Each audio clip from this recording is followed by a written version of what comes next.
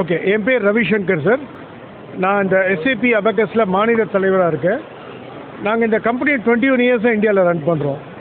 இது குழந்தைங்களோட ஸ்கில்ஸை டெவலப் பண்ணோம். Skills like concentration, memory, listening skills, arithmetic skills எல்லாம் டெவலப் பண்ணோம்.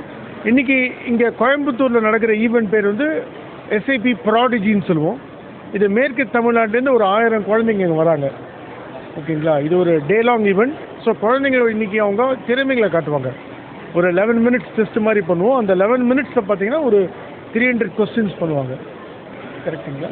ஸோ அந்த கொஸ்டின்ஸை நாங்கள் கரெக்ட் பண்ணி ஈவினிங் ப்ரைஸ் டிஸ்ட்ரிபியூஷன் இருக்குது. இந்த காம்படிஷன் எதுக்கு பண்ணுறோம் அப்படின்னா, மெயினாக அவங்களுக்கு வந்து அவங்க ப்ராக்டிஸ், அவங்க திறமையை இன்னும் டெவலப் பண்ண தான் இந்த காம்படிஷன் பண்ணுறோம்.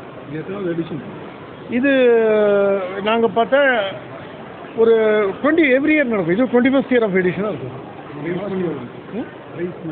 ப்ரைஸ் கேஷாக தர மாட்டோம். நிறைய அவார்ட்ஸ் இருக்கும், ட்ராஃபீஸ் இருக்கும், சர்டிஃபிகேட்ஸ் இருக்கும். சார், இந்த அபேக்கஸ் பயிற்சின்னு பார்த்தீங்கன்னா, ஓகே, ஒரு ஒரு ஒரு டூல் அதை வச்சு ப்ராக்டிஸ் பண்ணுவோம்.